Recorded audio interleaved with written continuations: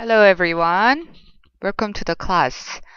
Today we're going to study fifth day and then you're gonna study and memorize number 1 through 10 today, okay? Okay, let's go.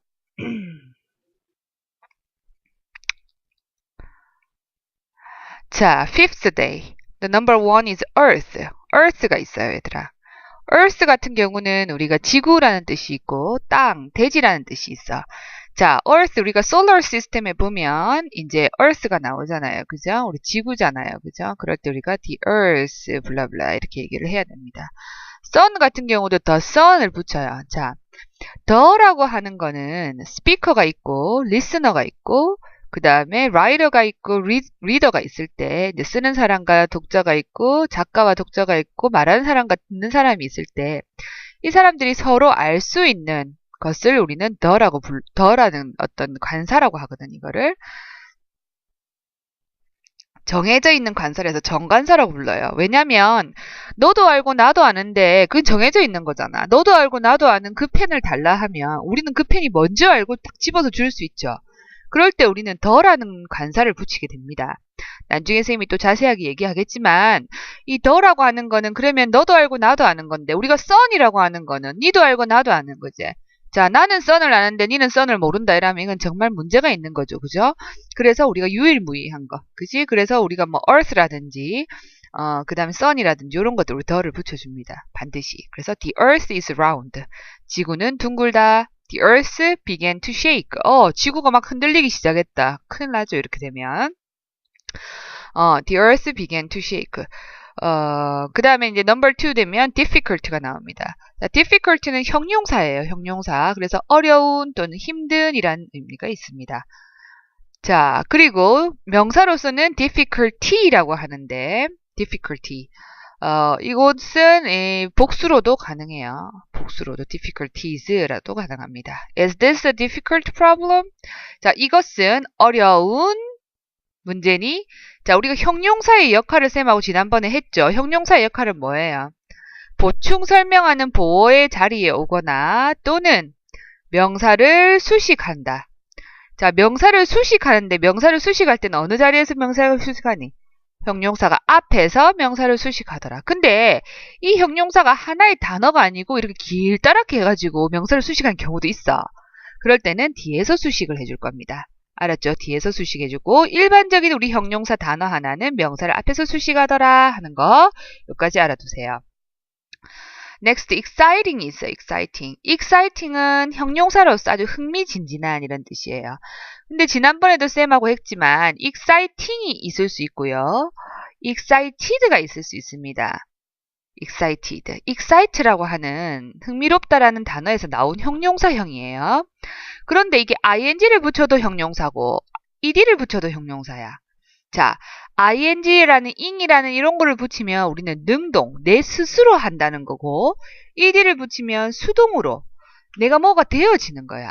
자, 그러면 사람은 감정을 받니 주니? 사람은 감정을 받지. 그러면 나는 재미있어 흥미진진해 하면 I am excited가 돼야 되고요. 근데 내가 뭐 때문에 흥미진진한 거고 지금? 그 영화를 보고 내가 흥미진진하다. 내가 진짜 재밌네. 그래서 그 영화는 정말 재미있어. 이렇게 일단은 the movie is exciting 또는 the movie was exciting 과거 시제니까 이건 중요한 건 아니에요. 그죠? 그래서 앞에 주어가 흥미를 주는 대상이냐 아니면 흥미를 받는 대상이냐에 따라서 우리가 흥미를 주는 주체가 되니까 ing를 썼고 내가 나오면 나는 내가 흥미를 막 주는 사람이 아니고 뭐고 나는 흥미를 받았단 말이에요. 뭔가에 의해서. 그럴 때는 I am excited 또는 I was excited 이렇게 쓸 수 있습니다. 여기까지 됐습니까? 자, 그래서 흥미진진한이란 뜻이 있더라. Next, exercise. 자, exercise라고 하는 거는 운동, 훈련, 연습 이런 뜻이에요. 자, 그래서 exercise는 명사형도 있고 또 동사로 운동하다라는 뜻이 있습니다.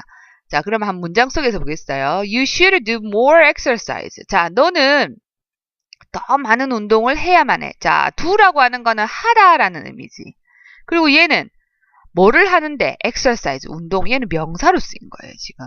동사의 목적어 자리에 들어오면서 명사로 쓰였어요. He exercises regularly. 그가 어떻게 한다고? 운동을 한다고요. 정기적으로 이런 뜻이야. 정기적으로. 자, 우리가 커피숍에 가면요. 카페 가면 regular size가 있어요. regular size. 자, regular이라고 하는 단어는 일반의 이런 뜻이야. 일반의. 뭐 일반적이에요. 이런 그런 게 아니고요. 이 있는 사이즈 같은 것들 아니면 어떤 패턴들이 일반적이다라는 뜻이야. 자, regular은 일반의 사이즈라는 뜻이거든요. 이게 형용사예요. regular size 하면 일반 사이즈. 그런데 이게 이제 regularly 하고 하면 일반적으로 이런 뜻이 내 패턴적으로 일반적이라 했지, 선생님이. 그래서 이건 정기적으로 이런 뜻이에요. 그래서 he exercises regularly. next. weekend가 있습니다. weekend는 명사로 주말이란 뜻이고요. 형용사로는 주말에 이런 뜻이에요. 그래서 how was your weekend? 자, your이라고 하는 소유 형용사거든요. 이거는 소유격이잖아. 그지? your weekend 이렇게 꾸며줘야 되는 거야. 너의 weekend. 주말은 어땠니? 이런 뜻이에요. 얘는 명사로 쓰였죠. 그죠? next 넘어가 볼게요. 이제. 자, 그 다음에 6번. enough라는 단어가 있어요. enough는 자, enough 같은 경우는요. 봅니다. enough는 형용사로서 충분한이란 뜻이 있어요. 그리고 부사로도 충분히. 자, 그렇다면 이 enough 같은 경우는 형용사로도 쓰이고 부사로도 쓰이죠. 형용사로 쓰인 다음에 아까 뭐였어? 형용사로 쓰이면 앞에 있는 명사를 수식해주는 역할. 그리고 부사가 쓰이면 뭐 형용사를 수식하거나 부사를 수식하거나 동사를 수식하는데 그 뭐 위치는 크게 구분되어 있지 않습니다. 자, 그런데 enough 같은 경우는 기억해야 될 것들이 좀 있어요. enough 같은 경우는 형용사인 경우에는 자, 여기가 지금 money라고 하는 명사가 있어요. 얘는 셀 수 없는 거지, 그지? 그렇지만 충분한 돈 이렇게 우리가 말할 수 있어. 자, 그렇다면 충분한 돈 할 때는 앞에서 지금 이렇게 수식하고 있어요. 우리 여느 때 다른 형용사와 마찬가지지, 그지? 그런데 이 enough가 뒤에 가도 상관이 없어요. She has money enough 해도 상관이 없어. 그런데 이게 형용사로 쓰이지 않고 이렇게 This house is big enough. 충분히 크다 할 때 지금 이 형용사를 수식하고 있는 거야. 이 enough는 부사거든요. 부사로서 얘를 수식하고 있는데 얘의 자리는 항상 그 수식하는 형용사 뒤에 와라 라는 게 큰 특징이에요. 이 예문들은 선생님 2개 다 시험 칩니다. 반드시 기억합니다. 알았죠? 자, next while이라는 게 있어요. while. 자, 접이라고 적어놓은 건 뭐예요? conjunction. 접속사죠. 접속사. 그죠? 자, 뭐뭐 하는 동안, 그리고 뭐뭐 반면에 라는 뜻이야. 뭐뭐 하는 동안. Did you call me? 너 나를 불렀니? While I was out? 내가 나가 있는 동안에 나를 불렀니? 이런 뜻이죠. 그래서 뭐뭐 하는 동안이라는 접속사의 의미가 있고 While I'm fat, my sisters are thin. 자, 뭐뭐 반면에라는 반대의 의미를 나타내는 거야. 반대의 의미, 그지? 나는 뚱뚱한 반면에 내 여동생들은 thin, 날씬해. 불공평하다. 매우 불공평하다. 세상은, 그지? 그래서 내가 뚱뚱한 반면에 내 여동생들은 날씬하더라 할 때 우리가 while. 자, while도 굉장히 중요하다. 접속사로서. 왜냐면 이 접속사의 의미를 제대로 문장에서 두 가지를 구분하지 못하면 매끄럽게 이 전체 흐름을 이해할 수가 없어요. 자, 그러면 선생님 내가 이게 반면이라는 의미인지 어떻게 알아요? 자, 이 while이라는 반면이라는 의미로 쓰였다. 그지? 요거와 이 문장과 그 뒤에 나오거나 하는 문장의 내용적인 차이를 보면 반대의 내용이 나오겠지. 반대의 내용. 그거를 보면서 이거는 반면에 반대로 이런 의미가 쓰였구나라는 거를 또 한 번 더 생각해 볼 수 있다는 거예요. 알았나? 자, 그 다음에 프로그램. 명사로서 프로그램, 우리가 프로그램 하죠. 그런 일정이라든지 계획표 같은 것들을 우리가 프로그램이라고 합니다. 프로그램이 아니고 프로그램입니다. 프로그램, 오케이? 자, a TV program, a new training program. 자, 선생님도 지금 a new training program이 급시로 지금 필요한 상태. I'm too fat now, so I need a training program. Okay, a new training program입니다. 자, 새로운 트레이닝, 그러니까 운동하는 일정 이런 거죠. next, sure. sure은 형용사로서 확신하는 이런 뜻이에요. 그래서 유사어로 우리가 certain이라는 거하고 많이 씁니다. 자, 그래서 I'm not sure yet. 자, I'm not sure yet. 나는 확실하지가 않아. 자, 형용사기 때문에 우리가 이런 비동사 뒤에 보어로 쓰였어요. yet은 부사거든요. 아직도 이런 뜻이 아직도. 그래서 우리가 yet 같은 경우는 not하고 함께 써요. not하고 yet, not yet. 선생님이 옛날에 외국에 갔을 때 이제 일하는 아이가 이제 메이드라고 하거든요. 집에서 일을 도와주는 아이가 하나 있었는데 이 메이드가 내가 이제 그때 선생님이 외국에 갔을 때는 하나도 영어를 못할 때 갔어. 못하는 상태에서 그냥 무지한 상태에서 외국을 갔거든. 그랬는데 이제 너무 배가 고팠어 그날. 그래서 내가 밥을 좀 준비해 달라고 이제 메이드한테 요청을 했다.